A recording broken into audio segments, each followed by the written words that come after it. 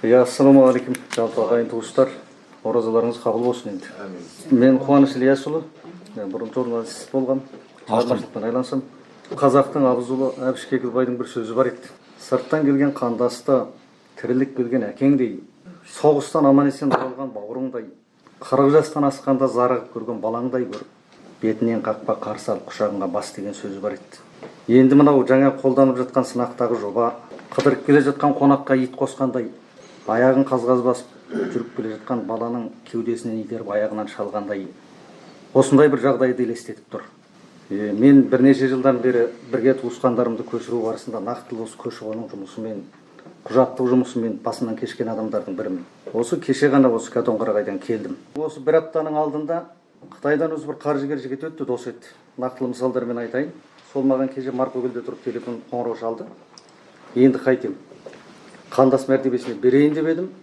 Ымтиқан бересің деді. Өтпей қалсаң бір айдан кейін қайта бересің деді. Сонда мен қайтем деді. Сонымен айттым, енді әзірше бұл түйіншек шешілген жоқ.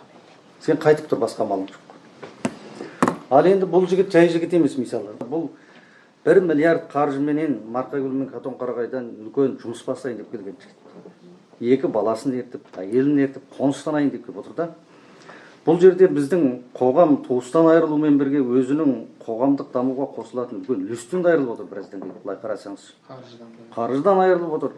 Біз Қытайларды шақырады екенбіз, миллиондап гектарлар жерді береді екенбіз, оларға алтын кенді ашып береді екенбіз.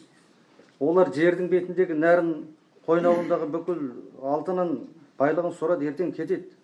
Ал біздің өзіміздің қандас туысымыз адам капиталын қоспай отыр, өзінің қаржысын қосқалы отыр. Бұл бір ғана мысал. Қаншама адам өсіп кетіп жатыр. Алтайдың Мәлім ауданынан маған хабарласты. 30 отбасы үйі сатылмай қойғаннан кейін құлыптап тастап келген. Олар дәл осы жаңағы түзімге тура келіп отыр қазір.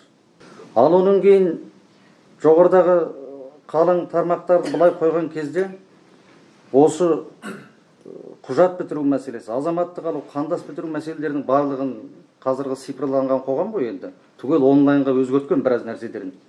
Ал енді осы нәрсені жолға қойған біздің қоғам осы нәрсеге өзі дайын емес екен. Мен басымнан кештім бұл. Қандастыққа тапсыру үшін мына электронды қолтаңбаны алу керек, ескі кілтті алу керек. Оның телефоны, Қытай телефон мына жаққа тіркелмей, тіркелсе де оның көбей қуаттары ашылмайды. Жаңадан телефон алуым керек. Оған ол телефонды тіркету керек. Жүрек барасың ба сондай білем. Сосын ең қызығы оның аянышты жері бағанағы жұмысыңыз, мысалы сол ауданнан бітпейді. Сосын орталық қала, мысалы Өскеменге тағы бір қалаға келесің. Ал телефон алсаңыз, ол центрге келесіз, ол жұмыс жасамайды. Бағанағы электр қолтаңбаны ол жер тағы бітіре алмайды. Содан кейін мен туыстарымды қайтын, 4-еуін басып, 1500 шақырымды басып отырып, Астанаға алып келіп, бір апта тұрып, телефон нөмірлерін тіркетіп, жіберген кезде код келетін қылып, электрон қолтаңбасын бітіріп, қайтадан шығыс қалып. Бұл жаңегіден сырт қазіргі қандастың. Ал екі қазақтың біреуінің мендей туысы бар ма бұл жерде? Астында көлігі бар, ертіп жүрген деген сияқты. Бұл біздің қазір қағаз бетіне түспеген қоғамда болып жатқан қандастарға деген қиыншылық ұшан теңіз. Бағанағы апостолдың әңгімесі, ол анжақта қанша жасатып келсе, қайтадан соны біздің көктаңбаны басу үшін мен 4 адамға өзі 200 мың теңгедей кетті. Жаңағы натой ұстау, оны қайтадан аудару, ана мына дегеніңіздің өзі біраз әңгіме екен. Ал оның жүрген жолы елдің бәрі ол оқыған зиялы емес, қоғам көрген азаматтар емес, біреу малшы, біреу егінші, бұл жақтағы қиыншылық дегеніңіз ұшан теңіз. Ал енді жығылғанға жұдырық дегендей мына мәселе және кезігіп отыр. Енді бұл түйіншек шешілмейтін болса, бұл ашыққан айту керек.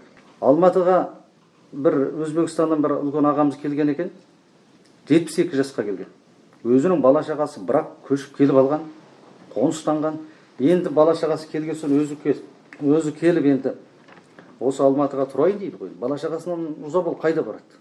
Сонда оған айтылған нәрсе, қазір Алматы қаласында қандас мәртебесін беру тоқтады. Сіз не батысқа баруыңыз керек, не солтүстікке, не шығысқа баруыңыз керек. Жалғыз шал. Ал енді біреуінің жұбайы келіп алған. Оның ері немесе әйелі артынан келді. Бала шағасы Астанада мысалы. Сонда ол енді бөлек тұрып, пәленбай жыл тіркеу сыртта тұрып, мысалы бағана қартайған, жас жасаған адам ауырып баратын болса, оның тіркеуі солтүстікте болса, бала шағасы мына жақта болса, бұл мұндай әңгіме деген өте біздің логикаға, адамның өмір сүруіне мүлдем келмейтін нәрсе. Сол үшін енді мына шетелден келетін қандастарды бүйтіп әуреге салғанша, өзі мына көші-қон тоқтады. Енді қазақ қабылданбайды десе, құда да тыш, құдағи да тыш болады. Ал енді көші-қонға есік ашып келіп, бауырым құшағыма басам дейді екен, мына мәселенің бәрі қарау керек. Рахмет көп.